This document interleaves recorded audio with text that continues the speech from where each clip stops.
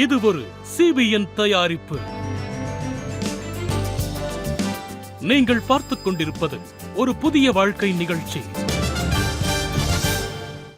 வணக்கம். ஒரு புதிய வாழ்க்கை நிகழ்ச்சிக்கு உங்களை அன்புடன் வரவேற்கிறோம். இந்த நிகழ்ச்சியின் மூலமா உங்களை சந்திச்சதுல ரொம்பவே சந்தோஷப்படுறோம். இந்த மாதம் முழுவதுமே தொடர்ந்து முன்னேறுங்கள் அப்படிங்கிற தலைப்புல தியானம் செஞ்சுக்கிட்டு இருக்கோம். அந்த வகையில இன்னைக்கு நம்முடைய பின்னடைவை குறித்து தான் பார்க்க போறோம். நம்ம வாழ்க்கையில கடந்த வருடத்துல நடந்த துன்பங்கள் உங்களை மனதளவிலும் உடல் அளவிலும் பாதித்திருக்கலாம். அது உங்களுக்கு ஒரு பின்னடைவை தந்திருக்கலாம். இந்த மாதிரி நேரத்தில் நம்ம அப்படியே சோர்ந்து போய் தளர்ந்து போய் இருக்காம தேவன் மேல நம்பிக்கை வைக்கும்போது அதனுடைய நன்மை உங்களுக்கு புரிய ஆரம்பிக்கும். அப்போ நீங்க உங்க வாழ்க்கையில தொடர்ந்து முன்னேறி செல்ல முடியும். இப்போது ஒரு ஆராதனை பாடலை பார்க்கலாம்.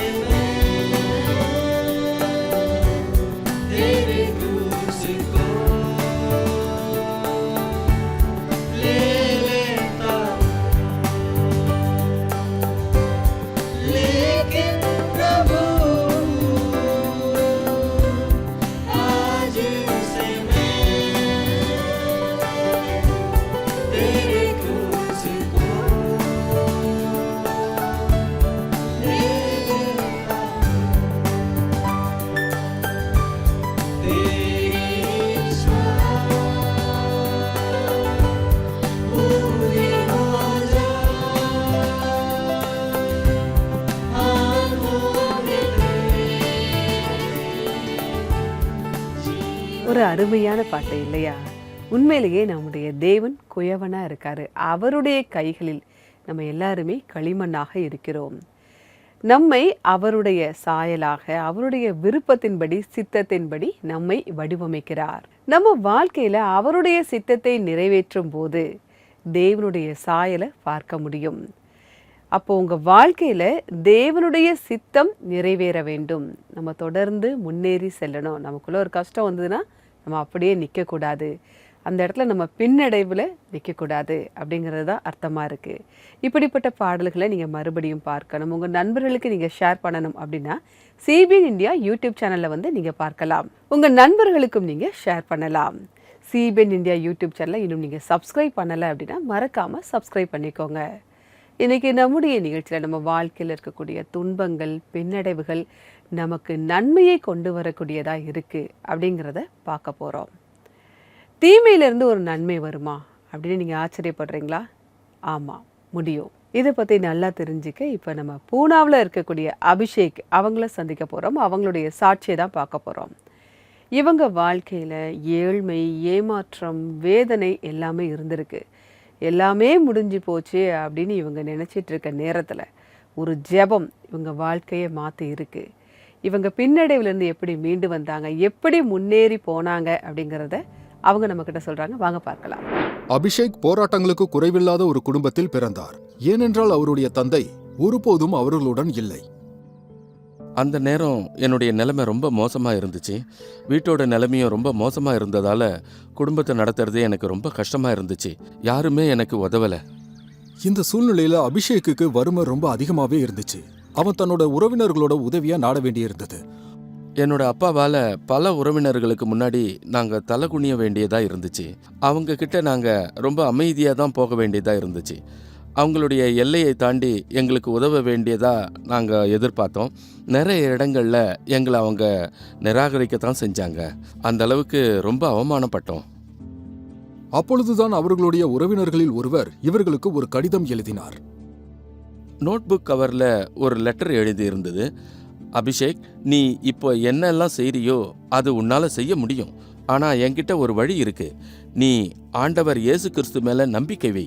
மேலும் இயேசு கிட்ட, நீங்களும் என்ன மாதிரி தான் எனக்கு ஞானம் தாங்க, சந்தோஷத்தை தாங்க அப்படின்னு சொல்லி என்னை ஜெபம் பண்ண சொன்னாங்க. ஒரு வருடத்திற்கு உள்ளாகவே அபிஷேக்கிற்கு தன்னுடைய உறவினர்களிடத்தில் போக வாய்ப்பு கிடைத்தது. அங்கு ஒரு பாஸ்டர் அவருக்காக ஜெபம் செய்தார். அவங்க எனக்காக ஜெபம் செஞ்சாங்க. அந்த சகோதரி விழுந்த மாதிரியே நானும் கீழே விழுந்துட்டேன். தேவனோட வல்லமை நாம மேலே வரப்ப அதை நம்மளால தாங்க முடியாதுன்னு எனக்கு தெரியாது. கொஞ்ச நேரம் கழிச்சு நான் எந்திரிச்சப்ப என் தலை மேலே என் தோல்ல இருந்த பாரத்தை இறக்குன மாதிரியான உணர்வு வந்துச்சு. அது என் வாழ்க்கையில ரொம்ப பெரிய அனுபவம். உறவினர்கள் வீட்டில் இருந்தபோதுதான் 10ஆம் வகுப்பில் தேர்ச்சி பெறாதது தெரிய வந்தது. வீட்டிற்கு திரும்பி வந்து அமைதியாக தேவனிடத்தில் தொடர்ந்து ஜெபம் செய்தார். மராட்டியில் நான் மனப்பாடம் செஞ்சேன். என் தாசனாகிய மோசே உனக்கு கற்பித்த நியாய பிரமாணத்தின்படியெல்லாம் செய்ய கவனமாயிருக்க மாத்திரம் மிகவும் பலங்கொண்டு திட மனதாயிரு. நீ போகும் இடமெல்லாம் புத்திமானாய் நடந்து கொள்ளும்படிக்கு அதை விட்டு வலது இடதுபுறம் விலகாது இருப்பாயாக. இந்த நியாய பிரமாண புஸ்தகம் உன் வாயை விட்டு பிரியாதிருப்பதாக. அப்போது நீ உன் வழியை வாய்க்க பண்ணுவாய். இந்த வசனங்களை நான் முழுசா மனப்பாடம் பண்ணி பிரார்த்தனை பண்ணேன். இது மூலமா பெரிய அனுபவத்தை நான் அடைஞ்சேன். சிரமமாகவே அவர் தன்னுடைய பரீட்சையில் தேர்ச்சி பெற்று விட்டார். பிறகு மேற்படிப்புக்காக கல்லூரி சென்றார். 1ஆம் ஆண்டில் அவருடைய நம்பிக்கை பற்றி அவருடைய பெற்றோருக்கு தெரிய வந்தபோது வீட்டை விட்டு வெளியேறும்படி அவரிடத்தில் சொன்னார்கள். அந்த நாளை என் வாழ்க்கையில் நான் ஒரு நாளும் மறக்க முடியாது. 2003 வருஷம் ஆகஸ்ட் 25ஆம் தேதி, கிட்டத்தட்ட 5 மாதத்துக்கு அப்புறம் என் அப்பா கிட்ட பேசினேன். நான் இருக்கிற இடத்துல நல்லா இருக்கேன், பாதுகாப்பாக இருக்கேன், நான் திரும்பி வரணும்னு நீங்கள் விரும்பினா நான் திரும்பி வரவும் தயாராக இருக்கேன்னு சொன்னேன். அங்கேருந்து நான் திரும்பி போனேன். தேவனே வேலை வேண்டும்னு என்னுடைய எதிர்காலத்துக்காக ஜெபம் செஞ்சுக்கிட்டு இருந்தேன். YCLTன்ற பேர்ல ஒரு பைபிள் காலேஜ் இருந்தது. அந்த ஸ்கூல்ல எனக்கு வேலை கிடைச்சது. ஸ்கூலில் வேலை பார்த்து கொண்டிருக்கும் போது அபிஷேக்கிற்கு திருமணம் நடந்தது. பிறகு பைபிள் காலேஜில் சேர முடிவெடுத்தார். கல்லூரி முடித்த பிறகு சொந்தமாக சர்ச் தொடங்க தேவன் அவருடைய மனதில் ஒரு பாரத்தை தந்தார். ஜெபம் பண்றதுக்கு எங்ககிட்ட 1 மாசம் இருந்துச்சு. அப்ப நாங்க எல்லாரும் ஜெபம் செஞ்சுக்கிட்டு இருந்தோம். கிட்டத்தட்ட 1 வருஷத்துக்கு முன்னாடி நீ பூனாவுக்கு போய் ஊழியம் செய்யணும்னு தேவன் பேசினாரு. இன்னைக்கு பூனால பெத்தேல் ஃபெலோஷிப் அப்படிங்கிற ஒரு சர்ச் இருக்கு. அதில் 40லேருந்து 50 உறுப்பினர்கள் இருக்காங்க. அதோட யூத் கவுன்சிலிங்கும் நாங்கள் செய்கிறோம். இது சர்ச்சுக்கு வெளியில் செய்கிற ஒரு சேவை. 2012 நாங்கள் திருமண ஆலோசனையை தொடங்கினோம். அதில் கிட்டத்தட்ட 25லேருந்து 30 குடும்பங்கள் வரைக்கும் மறுபடியும் இணைய தேவன் எங்களை பயன்படுத்தினார். பிரார்த்தனைகள் மூலமாகவும் நாங்கள் அவங்கள பிரார்த்தனைகள்லாம் செய்ய வச்சு வாழ்க்கையில் இணைய வச்சோம். இது ரொம்ப பெருமையாக இருக்கு. இன்றைக்கு அபிஷேக்கினுடைய சூழ்நிலைகள் முற்றிலுமாக மாறிவிட்டது.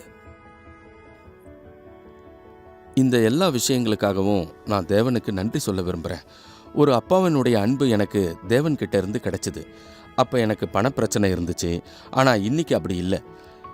இன்னைக்கு எனக்கு வருமானம் நிறைய இருக்குது. தாய் தந்தையோட உதவி இல்லாமல் பூனா மாதிரியான சிட்டியில் எனக்கு ஒரு தனி அடையாளத்தை என்னால் ஏற்படுத்திக்க முடிஞ்சுது. இது தேவன்கிட்ட இருந்து எனக்கு கிடைச்ச மிகப்பெரிய ஆசீர்வாதம்னு நான் நினைக்கிறேன். கடந்த கால வாழ்க்கையை நான் நினைக்கும் போது என்னை மாற்றின ஆண்டவருக்கு நான் நிச்சயமாக நன்றி சொல்லுவேன். அபிஷேக்குடைய சாட்சி உங்கள் எல்லாருக்குமே ஒரு உத்வேகத்தை கொடுத்துருக்கோம் அப்படின்னு நாங்கள் கர்த்தருக்குள்ளே விசுவாசிக்கிறோம். அபிஷேக் இருந்த மாதிரியே இன்னைக்கு உங்கள் நிலைமையும் கூட இருக்கலாம். ஆனால் அந்த நிலைமையை மாற்ற தேவனால் நிச்சயமாக முடியும். அவரால் முடியாத காரியம் எதுவுமே கிடையாது. அதனால் நம்ம தேவன் மேலே எப்போவுமே நம்பிக்கையாக இருக்கணும். 1985ஆம் வருடத்தில் ஒரு சம்பவம் நடந்தது. இது ஒரு உண்மை சம்பவம். ஒருத்தர் இருந்தார், அவருக்கு ஒரு ஃபோன் கால் வந்தது. உடனே அவர் அலுவலகத்துக்கு ரொம்ப வேகமாக காரை எடுத்துகிட்டு போனார். பின்னாடியே அவருடைய குடும்பத்தினரும் போனாங்க. போய் பார்த்தா அந்த அலுவலகத்தில் ஒரு பெரிய தீ விபத்து. எல்லாமே எரிஞ்சு அங்கே கரும்புகையாக இருந்தது. அங்கே தீயணைப்பு துறையினர், காவல்துறையினர், பத்திரிகை துறையினர்னு எல்லாருமே இருந்தாங்க. அந்த காலத்தில் கம்ப்யூட்டர்ஸும் கிடையாது, எல்லாமே பேப்பர்ஸில் தான் இருக்கும். அவர் ஒரு டிசைனராக இருந்தார், அதனால் அவருடைய டிசைன்கள் எல்லாமே எரிஞ்சு போச்சு. அப்போ பத்திரிக்கைக்காரங்கள்லாம் அவர்கிட்ட வந்து சொல்கிறாங்க, ஐயா இந்த மாதிரி உங்களுடைய எல்லாமே எரிஞ்சு போச்சு, இது உங்களுக்கு ஒரு பெரிய வேதனையாக இருக்குதா அப்படின்னு கேட்டாங்க. அப்போ அவர் மெதுவாக புன்னகைச்சிட்டே அவர் சொன்னார், இல்லை தேவன் கொடுத்தார், பரவாயில்ல, தேவன் தருவார் அப்படின்னு சொன்னார். அந்த இடத்துல எல்லாமே எரிஞ்சு போச்சு. சொல்லப்போனால் அங்கே ஃபேன் கூட அந்த தீயில இலகி போய் இருக்குது. பேப்பர்கள் எல்லாமே சாம்பலாயிட்டு, அவருடைய இத்தனை வருட உழைப்பு எல்லாம் சாம்பலாயிட்டு. ஆனால் அந்த இடத்துல கூட அவர் சொல்கிறாரு, இது என்னால் வந்தது கிடையாது, இது எனக்கு தேவன் கொடுத்தது அப்படின்னு சொன்னார். பைபிள்லையுமே இதே மாதிரி ஒரு மனிதர் இருக்கார், யோபு.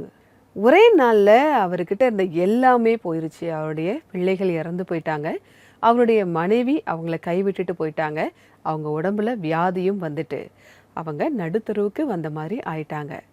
ஆனாலும் அந்த சூழ்நிலையிலும் யோபு சொல்கிறாரு, கர்த்தர் கொடுத்தார், கர்த்தர் எடுத்தார், கர்த்தருடைய நாமத்திற்கு ஸ்தோத்திரம் அப்படின்னு சொன்னார். நமக்கு ஒரு பின்னடைவு வரும்போது நம்ம அப்படியே கலங்கி போயிடுவோம், உடைஞ்சு போயிடுவோம். ஆனால் நம்மளுடைய நம்பிக்கை தேவன் மேலே இருக்கும்போது உங்களுக்கு எப்பேற்பட்ட பின்னடைவுகள் வந்தாலும் சரி, அவர் மறுபடியும் உங்களை நிற்க வைப்பார். அப்போ அந்த நம்பிக்கை நமக்குள்ள நிறைய மாற்றங்களை கொண்டு வரும். ஒரு புயலோ பூகம்பமோ என்ன வந்தாலும் சரி, உங்கள் வாழ்க்கையில் எப்படிப்பட்ட கடினமான நிலை வந்தாலும் சரி, அவர் மேலே நீங்கள் நம்பிக்கையோடு இருக்கீங்க அப்படின்னா எந்த பின்னடைவும் உங்களை பாதிக்காது. நான் ஏற்கனவே ஒரு சம்பவம் சொன்னேன் இல்லையா, அவர் மறுபடியும் அந்த அலுவலகத்தை கட்டினார், மறுபடியும் அவருடைய வேலையை செய்ய தொடங்கினார், நிறைய விருதுகளை வாங்கினார். அவர் வாழ்க்கையில் நிறைய பின்னடைவுகள் இருந்தாலும் கூட மறுபடியும் முன்னேறி செல்ல தேவன் அவருக்கு உதவி செய்தார். நான் பைபிள்லேருந்து உங்களுக்காக ஒரு வசனத்தை வாசிக்கிறேன். ஏசாயா 43 அதிகாரம் 2 நீ தண்ணீர்களை கடக்கும்போது நான் உன்னோடு இருப்பேன், நீ ஆறுகளை கடக்கும்போது அவைகள் உன்மேல் புரளுவதில்லை, நீ அக்கினியில் நடக்கும்போது வேகாதிருப்பாய், அக்கினி ஜுவாலை உன் பேரில் பற்றாது. உங்கள் சூழ்நிலைகள் எவ்வளவு மோசமாக இருந்தாலும் சரி, நான் உன் கூட இருக்கேன் அப்படின்னு தேவன் சொல்கிறாரு. அதனால் நீங்கள் எதை குறித்தும் பயப்பட வேண்டாம், கவலைப்பட வேண்டாம். நீ ஆறுகளை கடக்கும் போதும் நெருப்பை கடக்கும் போதும் கூட நான் உன் கூட தான் இருக்கேன், நீ எதை பார்த்தும் பயப்படாத அப்படின்னு தேவன் சொல்கிறாரு. அதனால் நீங்கள் உங்கள் வாழ்க்கையை தேவனுக்கு ஒப்பு கொடுங்க, அவர் மேலே நீங்கள் நம்பிக்கையோடு இருங்க. அப்போ உங்களுக்கு எந்த பின்னடைவும் வராது. பின்னடைவு வந்தாலும் கூட அது உங்களை பாதிக்காது. உங்களுக்கு ஏதாவது ஒரு ஜெப உதவி தேவை அப்படின்னா எங்களுடைய CBN பிரேயர் லைன் நம்பருக்கு நீங்கள் கால் பண்ணலாம். எங்களுடைய நம்பர் 9910401010. இந்த நம்பருக்கு நீங்கள் வாட்ஸ்அப்பும் அனுப்பலாம். உங்களுக்காக ஜெபிக்க நாங்கள் தயாராக காத்துக்கிட்டு இருக்கோம். இப்போது வருவது ஒரு சிறிய இடைவேளை. இடைவேளைக்கு பிறகு ஒரு ஆராதனை பாடலை பார்க்கலாம்.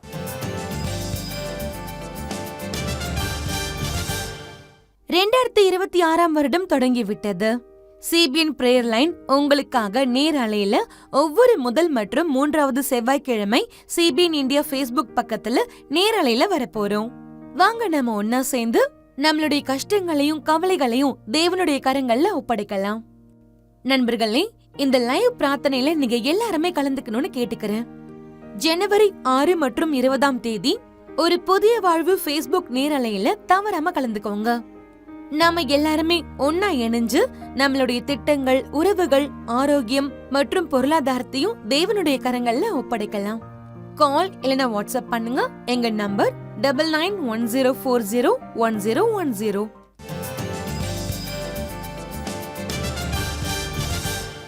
வெல்கம் பேக் டு ஒரு புதிய வாழ்க்கை. நம்ம வாழ்க்கையில் பின்னடைவுகள், துன்பங்கள் வந்தாலும் தேவன் அதை நமக்கு நன்மையாக மாற்றி தருவார் அப்படின்னு பார்த்துக்கிட்டு இருக்கோம். நம்ம வாழ்க்கையில் வரக்கூடிய பிரச்சனைகள், சோதனைகள், நோய்கள், விபத்துகள் இதை நம்மளால் தடை செய்யவே முடியாது. ஆனால் தேவன் மேலே நீங்கள் நம்பிக்கை வைக்கும்போது இந்த பின்னடைவும் கூட உங்களுக்கு நன்மையாக மாறும். இப்போது ஒரு ஆராதனை பாடலை பார்க்கலாம்.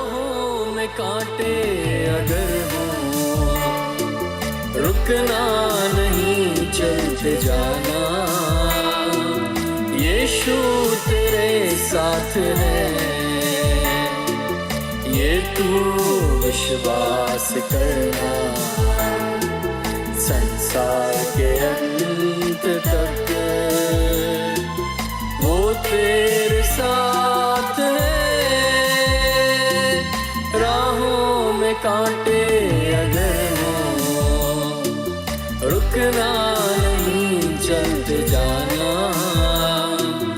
यीशु तेरे साथ है, ये तू विश्वास करना, संसार के अंत तक वो तेरे साथ है।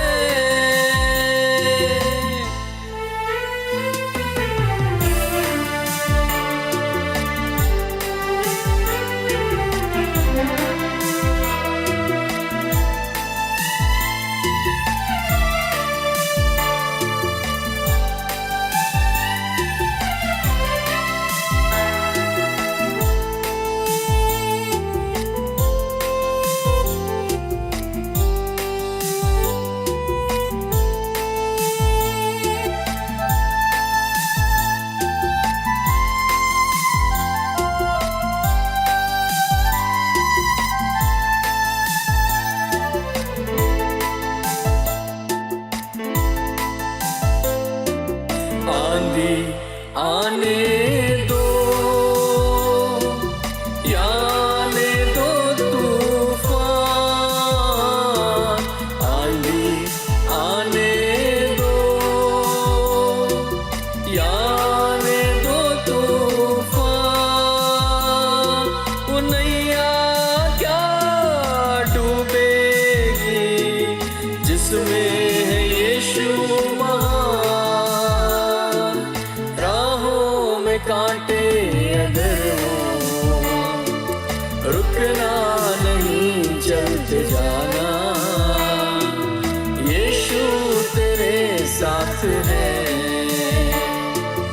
ये तू विश्वास करना, संसार के अंत तक वो तेरे साथ है।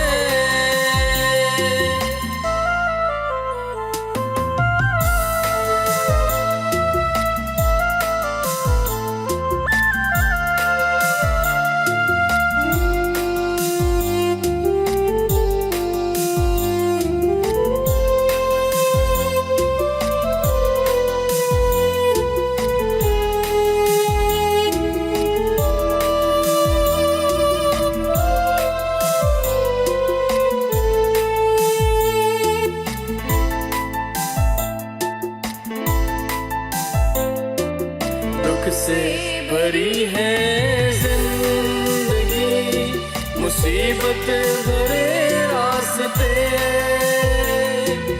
दुख से भरी है जिंदगी, मुसीबत भरे रास्ते,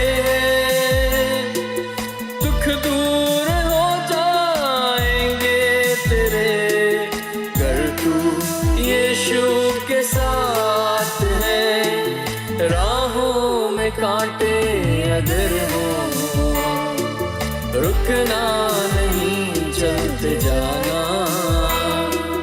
यीशु तेरे साथ है, ये तू विश्वास करना, संसार के अंत तक। இந்த பாடலை பாடிய குழுவினருக்கு எங்களுடைய நன்றி. தேவன் உங்களை ஆசிர்வதிப்பாராக. இந்த பாடலுடைய கருத்து நமக்கு ஏத்த மாதிரி இருக்கு. நம்ம தொடர்ந்து முன்னேறி செல்லணும். தேவன் நம்ம கூட இருக்கிறதுனால நம்ம சோர்ந்து போகவே கூடாது. எந்த நிலை வந்தாலும் அவர் நம்ம கூட இருக்காரு அப்படிங்கிறத நீங்க மறந்து போயிடாதீங்க. இப்போது வருவது ஒரு சிறிய இடைவேளை. இடைவேளைக்கு பிறகு சேர்ந்து ஜெபிக்கலாம்.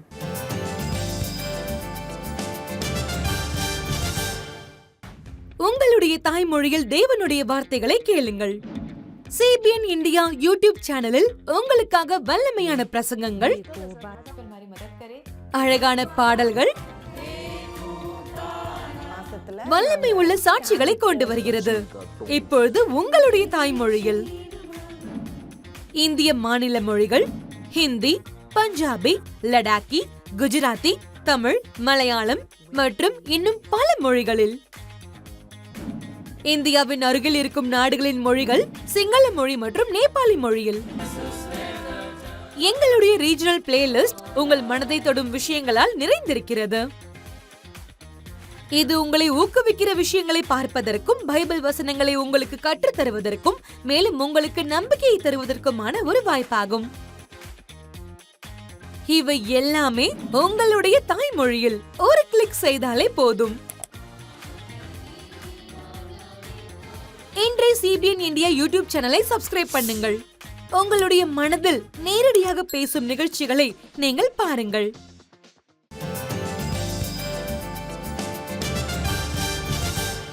வெல்கம் பேக் டு ஒரு புதிய வாழ்க்கை. நம்ம வாழ்க்கையில வரக்கூடிய பின்னடைவுகளும் தோல்விகளும் வீணா போகாது. அது நமக்கு நன்மையை கொண்டு வரக்கூடியதா இருக்கு அப்படிங்கிறத நம்ம பார்த்தோம். தேவன் மேல நம்ம நம்பிக்கை வைக்கும் போது இந்த பின்னடைவுகள் நமக்கு நன்மையாக மாறும். அதனால நீங்க சோர்ந்து போகாம, கவலைப்படாம தேவனிடத்தில் ஜெபம் பண்ணுங்க. இப்ப நான் உங்களுக்காக ஜெபிக்க போறேன். நீங்க என் கூட சேர்ந்து ஜெபிக்கலாம். அன்பின் பரலோக பிதாவே, இந்த நேரத்திற்காக நன்றியோடு உம்மை துதிக்கிறோம் அப்பா. இந்த நேரத்திலும் பலவிதமான பின்னடைவுகளால, வியாதிகளால, பிரச்சனைகளால சோர்ந்து போய் செயல்பட முடியாம இருக்கக்கூடிய எல்லாருக்காகவும் ஜெபிக்கிறோம் ஆண்டவரே. அப்பா, நீங்க எல்லா சூழலும் நீங்க எங்க கூட இருக்கீங்கப்பா. எல்லாவற்றையும் ஜெயிக்கக்கூடிய வல்லமையை நீங்க எங்களுக்கு தர்றீங்க. அதற்காக நன்றி ஆண்டவரே. அப்பா, இந்த நேரத்திலும் அவ நம்பிக்கையோடு இருக்கிறவங்களுக்காக ஜெபிக்கிறோம் அப்பா. அவங்களுடைய அவ நம்பிக்கையை எடுத்து போட்டு முழு மனதோடு உண்மையில் நம்பிக்கை வைக்க நீங்க கிருபை தாங்கப்பா. எவ்வளவு தீமைகள் வந்தாலும் தகப்பனே, அது எங்களுக்கு நன்மையாக மாறும் அப்படிங்கிறத புரிந்து கொள்ளக்கூடிய ஞானத்தை நீங்க எங்களுக்கு தாங்க ஆண்டவரே. எங்களுடைய கவலைகளையும் பாரங்களையும் எடுத்து போடுங்கப்பா. எங்களுக்கு உம்முடைய தெய்வீக சமாதானத்தை தாங்க ஆண்டவரே. உம்முடைய சமாதானத்தை தாங்க, சந்தோஷத்தை தாங்க ஆண்டவரே. நீர் இயேசு மூலமாய் ஜெபம் கேளும் பரமபிதாவே. ஆமேன், ஆமேன். நம்ம வல்லமையான தேவனிடத்தில் ஜெபம் செஞ்சிருக்கோம். இன்னைக்கு நீங்க எப்படிப்பட்ட சூழ்நிலையில் இருக்கீங்கன்னு எனக்கு தெரியாது, ஆனா தேவனுக்கு தெரியும். உலகத்தின் முடிவு பரியந்தம் வரைக்கும் நான் உங்களோட கூட இருக்கிறேன். தேவன் நமக்கு வாக்குத்தத்தம் பண்ணியிருக்காரு. அவர் மேல நீங்க முழு நம்பிக்கையோட இருங்க. இப்போது இன்றைக்கான பைபிள் வசனம் என்ன அப்படிங்கிறத பார்க்கலாம். உன் சுய புத்தியின் மேல் சாயாமல் உன் முழு இதயத்தோடும் கர்த்தரில் நம்பிக்கையாயிருந்து உன் வழிகளெல்லாம் அவரை நினைத்துக்கொள். அப்பொழுது அவர் உன் பாதைகளை செவ்வைப்படுத்துவார். நீதிமொழிகள் 3:5-6. ஒருவேளை நீங்க வழி தெரியாம வழியை தேடிக்கிட்டு இருக்கீங்க அப்படின்னா, உங்களுடைய சொந்த புத்தியை நீங்க நம்பாம தேவன் மேல நம்பிக்கை வைக்கணும். ஏன்னா நம்முடைய அறிவு குறைவுள்ளது தான். ஆனா நம்முடைய தேவனோ ஆரம்பத்திலேயே அதோடைய முடிவை பார்க்கிறவரா இருக்காரு. அதனால நம்ம தேவன் மேல நம்பிக்கை வைக்கணும். அவர் நம்ம கூடவே இருக்கார், நம்மை நேசிக்கிறார். நம்முடைய கஷ்டங்களில் இருந்தும் கூட அவர் நமக்கு நன்மையை தருகிறார். நிகழ்ச்சியுடைய நிறைவு பகுதிக்கு வந்துட்டோம். இன்றைக்கான நிகழ்ச்சி உங்களுக்கு ஆசீர்வாதமாக இருந்திருக்கும் அப்படின்னு நாங்கள் கர்த்தருக்குள்ள விசுவாசிக்கிறோம். நான் வேறொரு எபிசோட்ல உங்களை சந்திக்கிறேன். அதுவரை கர்த்தருடைய கிருபை உங்கள் அனைவரோடும் கூட இருப்பதாக. God bless you.